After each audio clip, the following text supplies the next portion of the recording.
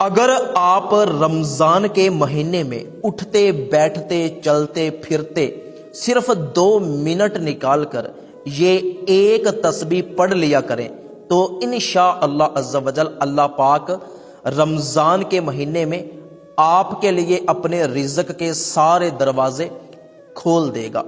آپ کے گھر سے غربت تنگ دستی کا خاتمہ ہو جائے گا، آپ کا ہر مقصد اللہ پاک پورا فرمائے گا، آپ کا ہر رکا ہوا کام چل پڑے گا۔ تو وہ کون سی تسبیح ہے، کیسے پڑھنی ہے،